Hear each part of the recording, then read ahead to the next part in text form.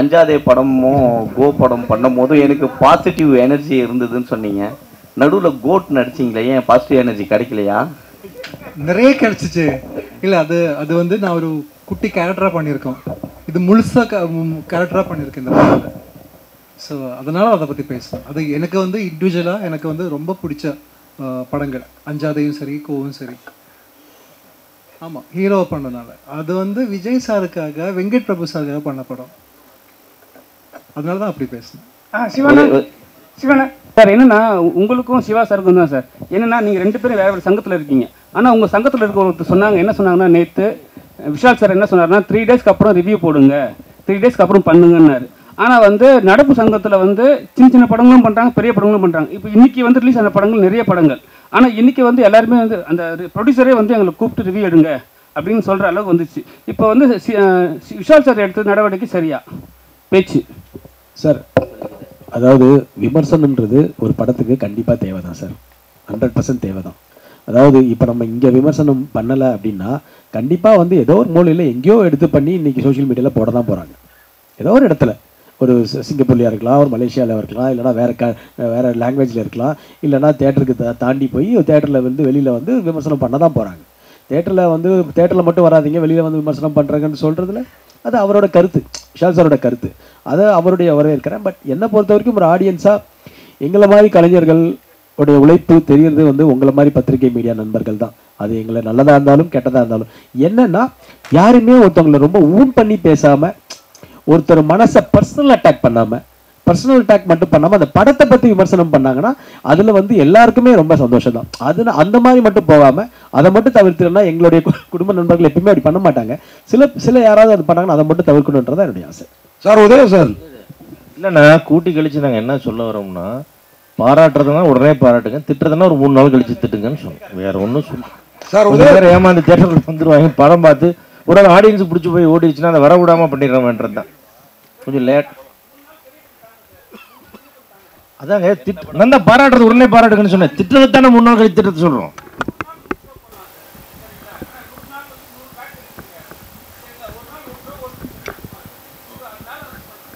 அதான் சொல்றேங்க, அந்த ஒரு ஷோ ஓடுறதையும் திட்டி விட்டு அதை கெடுத்து விட்றாதீங்க, திட்டத்தை 3 நாள் கழிச்சு திட்டுங்கன்னு சொல்றேன். அதான் மேட்டர். திருப்பி ஓடுறதே ஒரு ஷோ தான், அது நீங்க ஓடுற ஓடல அதுக்கு வர மாட்டேங்கிறான், என்ன பண்றது? பார்க்கும்போது இந்த கைதி படம் மாதிரியே ஒரு இஷ்யூ போயிட்டு இருக்கு. எனக்கு பார்க்கும்போது அது அப்படிதான் தெரியுது. நீங்கள் பார்த்தீங்கன்னா தெரியும், ஸ்க்ரீனில் பார்த்தீங்கன்னாவே அதில் வந்து போலீஸ்காரை வந்து கைதி காப்பாற்றுவார், இதில் வந்து ஒரு விஷயம் போயிட்டு இருக்கு. அது எப்படி மேட்ச் பண்ணுற மாதிரி? இல்லை, அது அதுக்கும் இதுக்கும் எந்த சம்மந்தமும் கிடையாது. அந்த கைதி வந்து அது அவுட் அண்ட் அவுட் வேற மாதிரி விஷயம்.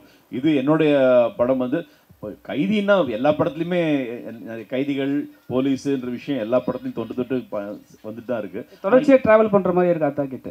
ஆமாம், அது தொடர்ச்சியாக ட்ராவல் பண்ணுற மாதிரி. அதான் கதைகள் வந்து வரும்போது தொடர்ச்சியாக ட்ராவல் பண்ணுறது நிறைய படத்தில் வருது. ஆனால் அதோடைய ஜானர் வேறு, இதோடைய ஜானர் வேறு. அதுக்கும் இதுக்கும் எந்த சம்மந்தமுமே கிடையாது. புரியுது சார். சார், இது வரைக்கும் நடந்த ஈவெண்ட்லேயே எல்லா ஈவெண்ட்டும் நீங்கள் பார்த்துருப்பீங்க. யோகி பாபா சார் வந்து யாருமே வந்து குறை சொல்லாமல் போனதே கிடையாது. ஆனால் இந்த மேடை மட்டும்தான் அவர் வந்து வாழ்த்தி பேசியிருக்காங்க. என்ன காரணம் சார்? உண்மையை சொன்னேன் சார். என்னன்னா இப்போ வந்து பார்த்தீங்கன்னா ஒரு ப்ரொமோஷன் எல்லாத ஒரு குறை சொல்லிட்டு போவாங்க. சரிங்களா? இன்றைக்கி வந்து நீங்கள் தான் சொன்னீங்க, வாழ்த்தினே இருக்கீங்க ரொம்ப நேரமாக. இது என்ன காரணம்? என்னோட படம் என்ன, இப்போ எங்கள் படம் வந்து அவர் நடிக்க வந்ததுலேருந்து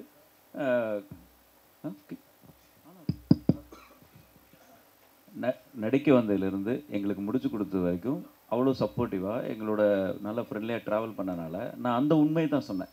இல்லாத ஒரு விஷயத்தை நம்ம சொல்ல முடியாது இல்லையா? மற்றவங்களுக்கு என்ன நடந்துச்சு எனக்கு தெரியாது. பட் இருந்தாலும் ஒரு சிலர் அது என்ன ஏதுன்னே தெரியாமல் பேசுகிறாங்க. இப்போ எப்படின்னா, இப்போ நம்ம படம் எடுத்தோம், அவரை பற்றி தெரிஞ்சிச்சு. அதே மாதிரி அப்படி எடுத்தவங்க யாராவது சொன்னால் கூட உண்மையிலே அது ஓகேன்னு சொல்லலாம். அந்த மாதிரி ட்ராவல் பண்ணாமையே அந்த படத்தை எடுக்காமையே அவங்க பல பேர் சொல்கிற குற்றச்சாட்டு வந்து அது ஏற்றுக்க முடியாத விஷயமா இருக்குது. அவ்வளோதான். அஜ்மல் சார், ஒரே ஒரு நீங்கள் கேள்விக்கு ஒரு சின்ன விளக்கம். யோகி பாபு எப்படின்னா நிறைய பேருக்கு ஃப்ரெண்ட்லியாக அரை நாள் ஒரு நாள்னு வந்து நடிச்சு கொடுத்துட்டு போயிடுறாரு. ரொம்ப குறைஞ்ச சம்பளத்துக்கோ சில பேர்த்துக்கு இல்லாமல் ரொம்ப பெருந்தன்மையாக பண்ணிடுறாரு. இதுக்கப்புறம் என்ன பண்ணுறாங்கன்னா அதை மிஸ்யூஸ் பண்ணி மொத்தமாக அவருடைய போஸ்டரை பெருசாக போட்டு யோகி பாபு நடிக்கணும்னு போட்டுடுறாங்க. அதுதான் அவர் நிறைய இடத்துல வந்து கொஞ்சம் கண்டிச்சுக்கிட்டு கொஞ்சம் பிரச்சனையாச்சு. ஏன்னா அது அவரே நடித்த படமாட்ட ஆடியன்ஸ் வரும்போது ஒரு சீனில் வந்துட்டு போவார். அதனால் அந்த வகையில் சின்ன படங்களுக்கு நிறைய கோஆப்ரேட் பண்ணுறாரு. நான் அனுபவத்தில் நான் பார்த்து சொல்கிறேன். சின்ன சின்ன ஒரு 6 நாள் ஒரு நாள்லாம் பெரிய கண்டிஷன்ஸ்லாம் நடிச்சு கொடுத்துட்டு போகிறார். அந்த வகையில் நிச்சயமாக பாராட்டுக்குரியவர் தான். பிரச்சனை எதுவும் இது வரைக்கும் எங்களுக்கு கம்ப்ளைண்ட்டாக கால் ஷீட்டாவோ சம்பளமாவோ இது வரைக்கும் எதுவுமே எங்களுக்கு வந்ததில்லை. தேங்க்யூ. அஜ்மல் சார் பார்த்தீங்கன்னா டைரக்டர்கிட்ட வந்து இப்போ அவர் ஏதாவது ஒரு டைலாக்ஸ் இவர் சொல்லும்போது அவர் இல்லை இதை நான் போடுறேன் நீங்கள் அதை போடுங்க அப்படின்லாம் சொல்லவே மாட்டார். சார் நீங்கள் சொன்னது வருதா ஓகேவா அப்படின்னு தான் அந்த இதுலேயே ட்ராவல் பண்ணும்போது ஒவ்வொரு விஷயமும் அவர் அப்படி தான் இது புதுசாக ஒருத்தர் வந்து நடிக்கிற மாதிரி தான் பண்ணியிருக்காரு. ஸோ அந்த உண்மையை தான் நான் சொன்னேன். அஜ்மல் சார் ஒரு நிமிஷம் இருங்க, மைக் தரேன், இன்னொரு மைக் கொடுங்க. அஜ்மல் சார் ஆக்சுவலாக கொஞ்ச நேரத்துக்கு முன்னாடி இப்போ பேசும்போது சொன்னீங்க வாரம் 10 படம் வருது. ஏற்கனவே விஷால் சார் பீரியட் இருந்தப்போ ரிலீஸ் ரெகுலேஷன் கொண்டு வந்தாங்க. அப்போ உதயா சாருக்கு தெரியும். இப்போ அந்த ரிலீஸ் ரெகுலேஷன் வந்துச்சுன்னா தயாரிப்புக்கு வந்து உதவியாக இருக்கும். ஏன் அதை வந்து எல்லா சங்கமும் சேர்த்து செஞ்சா என்ன? ஆனால் இப்போ வந்து செய்யறதுக்கு நாங்கள் ரெடி, மீதியை பண்ணிடுற உதயான்னு தான் பார்க்கணும். ஏன்னா இப்போ நாங்கள் ஆக்டிவாக இருக்கிறோம், அதில் ரெடியாக இருக்கோம். யார் ரெடியாக இல்லையோ அவங்க தான் அதுக்கு வரணும். இல்லை வாரம் 10 படம் என்ன ப்ரொடியூசர் கவுன்சிலும் ரொம்ப ஆக்டிவாக தானே இருக்குது. இதோட விஷயங்கள் வந்து இங்கே பேசுகிற இல்லை. ஏன்னா இங்கே எல்லாம் வந்து பேசுறீங்க. உண்மை என்னன்னா இங்கே எல்லாம் வந்து இங்கே தான் பேசுறீங்க. 10 படம் வருதுன்றீங்க. பட் நீங்கள் அங்கே புடிஸ் கவுன்சில் ஈஸி நம்பராக இருந்தால ஏன் அதை பேசி ஒரு முடிவு கொண்டு வர மாட்டேங்கிறீங்க? இல்லைண்ணா, அது ஒவ்வொரு நிகழ்வும் அங்கே நடந்துக்கிட்டே இருக்குது. ஆக்சுவலாக எல்லாமே அங்கே நடக்கிற விஷயங்களில் மீட்டிங்கில் நடக்கிறதெல்லாம் வந்து வெளியே பேசக்கூடாது, சொல்லக்கூடாதுங்கிறது ஒரு உங்களுக்கே தெரியும். அது ஒரு நாம்ஸ் இருக்குது. அது வந்து அங்கே தான். பட் நடைமுறைக்கு ஒவ்வொரு விஷயம் வரும்போது தான் அது வந்து இது யார் பண்ணாங்க இது பண்ணாங்க உங்களுக்கு தெரிய வரும். அந்த மாதிரி நிகழ்வு நடந்தா இருக்குது. வெளியே பேசுகிறவங்க பேசிட்டு தான் இருப்பாங்க. அதுக்கு நாங்கள் பதில் சொல்லவே முடியாது. ஏன்னா நிறைய சிரமம் எல்லாருமே எடுத்துகிட்டு இருக்காங்க. நான் சாரம் மட்டும் சொல்ல, எல்லாருமே எடுத்துகிட்டு இருக்காங்க. இதில் வந்து நீங்கள் நாங்கள் அப்படின்ட்டுலாம் ஒன்றும் இல்லை. பாகுபாடு எங்களுக்குள்ளே யாருக்கிட்டையும் இல்லை. அது வெளியே வந்து எப்படின்னா அந்த மாதிரி இருந்தால் தான் கொஞ்சம் நல்லாயிருக்கும்னு நினைக்கிறவங்களுக்கெல்லாம் அது வந்து கண்டிப்பாக அது மூஞ்சில் அடித்த மாதிரியான நிகழ்வுகள் வரும். ஏன்னா நல்லது நடக்கும் கண்டிப்பாக சார். ப்ரொடியூசர்ஸுக்கு நல்லது நடக்கும். இல்லை அது இல்லை பதில் தான். இண்டஸ்ட்ரி ஒற்றுமையாக இருந்தால் தான் அந்த ரிலீஸ் ரெகுலேஷனை கொண்டு வர முடியும். இன்னைக்கு இண்டஸ்ட்ரி ஒற்றுமையாக இல்லை, அதுதான் உண்மை. சீக்கிரம் ஒற்றுமை ஆகிடும். சார் உதயா சார், ஒரு கேள்வி. இது இப்போ நிறைய பேன் இண்டியா படங்கள் வருது. இந்த படத்துலையும் வந்து டைரக்டர் கன்னட படம் 5 படம் பண்ணியிருக்காரு. கன்னட நடிகர்களாக நடிச்சிருக்காங்க, பெரிய நடிகர்களாக நடிச்சிருக்காங்க, ஹீரோயினும் கன்னடம். இந்த படம் தமிழில் மட்டும் ஏன் ரிலீஸ் பண்ணுறீங்க? வேறு கன்னடம், தெலுங்கு அதெல்லாம் கூட நீங்கள் டப்பிங் பண்ணலாமல். அது மட்டும் இல்லாமல் இந்த படத்தில் இந்த பஸ்ஸு ஃபைட் ஒன்று சொன்னீங்க, அதுக்கு மட்டுமே 1.5 கோடி செலவாச்சு அப்படின்னு சொல்லிட்டு கிட்டத்தட்ட அது ஒரு படம் பட்ஜெட்டாகவே ஆகிடுது.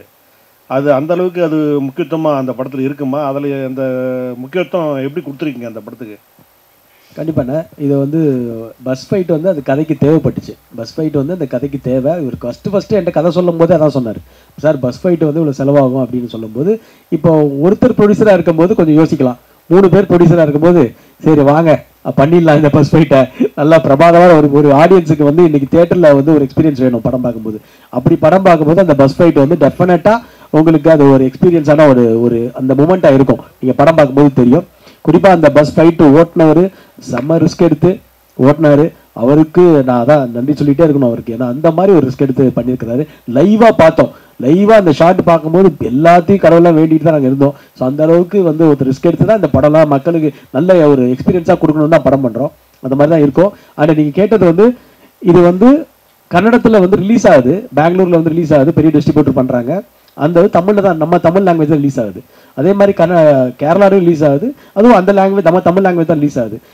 படம் எந்த அளவுக்கு நமக்கு ஃபீட்பேக் வருதோ டெஃபினட்டாக அந்த அடுத்தடுத்த பேன் இண்டியா லாங்குவேஜ் தெலுங்குல இப்போ டப்பிங் போகுது, தெலுங்குலையும் பிளான் பண்ணுறோம். ஸோ நிச்சயமாக வந்து நீங்கள் நினைக்கிற மாதிரி உங்களுடைய கையில் இருக்குது. இந்த படத்தை மிகப்பெரிய வெற்றி படமாக்குனா அது கண்டிப்பாக பேன் இண்டியா ஃபிலிம் தான். உங்கள் கையில் தான் பேன் இண்டியா ஃபிலிம் ஆகிறதே இருக்குது. Uday sir, last sir Udaya sir, உங்களுக்கு ஒரு கேள்வி. ஒரே கேள்வியில் 2 கேள்வி. அதாவது உங்கள் அப்பா வந்து இப்போ கலைஞர் கூடலாம் இருந்தவர், தமிழ்னு வாழ்ந்துட்டு இருக்காரு. நீங்கள் வந்து திருநெல்வேலின்னு ஆரம்பிச்சு கடைசி படம் கூட தமிழில் உத்தமராஜா அந்த மாதிரி வச்சிங்க. இப்போ என்ன அக்யூஸ்ட்னு மாறிட்டீங்க? இது ஒரு கேள்வி. அடுத்து அஜ்மல், பவன் இந்த படத்தில் நல்ல நல்ல நடிகர்கள்லாம் இருக்காங்க. இவங்க கூடலாம் நடிக்கிறப்போ நீங்களும் ஒரு பெரிய நடிகர், உங்கள் நடிப்பு திறமை கொஞ்சம் டல்லாக தெரியாதா? அதை எப்படி ஃபீல் பண்ணுறீங்க சார்? முதல் கேள்வி வந்து அப்பா அது ஒரு பக்கம். என்னுடைய தமிழ் படம் திருநெல்வேலியிலேருந்து என்னுடைய டைட்டில் வந்து நிறைய தமிழ் டைட்டில் இருந்திருக்கு. இப்போது இது டைரக்டரோட ஆப்ஷன். இந்த கதைக்கு இந்த டைட்டில் தேவைப்படுதுன்னு சொல்லும்போது அந்த கதைக்கு இதுதான் கரெக்டான டைட்டில் அப்படின்றது வந்து எனக்கு பட்டுச்சு. அதனால இதை வந்து நம்ம அந்த மாதிரி ஒரு டைரக்டருடைய பாட்டில் வந்து நம்ம அதில் உடன்பட்டானே. ஸோ கண்டிப்பாக இதை பர்பஸாலாம் வந்து இங்கிலீஷ் டைட்டில் வைக்கணும்லாம் இல்லை. இந்த கதை நீங்கள் படம் பார்க்கும்போது இந்த கதை டைட்டில் கரெக்டாக இருக்குன்றது உங்களுக்கு தெரியும். நம்பர் 1. அடுத்து நீங்கள் கேள்வி கேட்டது வந்து இப்போ அஜ்மல் சார் இருக்கிறாரு, அஜ்மல் பிரதர் இருக்கிறாரு, ஜான்விகா இருக்காங்க. எல்லாமே சார் ஒருத்தர் கதைக்கு என்ன தேவையோ அந்த பர்ஃபார்மன்ஸ் தான் டெஃபினட்டாக இந்த படத்தில் இருக்கும். கதைக்கு என்ன மீட்டரோ அந்த மீட்டரை கரெக்டாக இப்போ டேரக்டர் வந்து வேலை வாங்கியிருக்காரு. இது நான் மட்டும் இல்லை, இதில் நடித்த எல்லா நடிகர்களாக இருந்தாலும் சரி, எத்தனை நடிகர்கள் நம்ம ஃப்ரேமில் இருந்தாலும் நம்ம ஒரு ஆர்டிஸ்டாக கண்டிப்பாக நம்மளால் ப்ரூவ் பண்ண முடியும், அந்த கேரக்டருக்கு என்னால் ஜஸ்டிஸ் பண்ண முடியும். நம்பி தான் அது டேரக்டரும் நம்மளுக்கு அந்த வாய்ப்பு கொடுக்குறாரு. நம்மளும் அதை நம்பி ஏதாவது ஓரளவுக்கு கண்டிப்பாக ஒரு 100% இல்லைனாலும் 90% பண்ண முடியுன்ற நம்பிக்கை நமக்கு அது வருது. ஸோ அதனால் எத்தனை இன்னைக்கு வந்து மல்டி ஹீரோஸ் தான் படம் பண்ணணும். என்னை வரைக்கும் வந்து இப்போ ஒரே ஹீரோவாக வந்து அப்படி பண்ணுறதை விட எல்லாரும் மல்டி ஹீரோஸாக படம் பண்ணுற போது இன்னும் ஒரு தமிழ் சினிமா ஆரோக்கியமாக இருக்குன்றது என்னுடைய எண்ணம். மியூசிக் டைரக்டர் நரேன் பாலகுமார்ஜி, நம்ம படம் வந்து எக்கோ, அதுக்கு முன்னாடி அதுக்கப்புறம் நேர்குடை எல்லாமே ஒரு டிஃப்ரெண்டான மியூசிக் கொடுக்குறீங்க. ஆனால் தொடர்ந்து படங்கள் பண்ணுற மாதிரி தெரியல. டாம் நடிக்கிறவங்கலாம் தொடர்ந்து பண்ணுறாங்க. நீங்கள் மெலடியும் சரி, இந்த மாதிரி பேக்ரவுண்ட் மியூசிக் சரி பிரமாதமாக கொடுக்குறீங்க. என்ன காரணம்? செலக்ட் பண்ணி பண்ணுறீங்களா இல்லை வரலையா?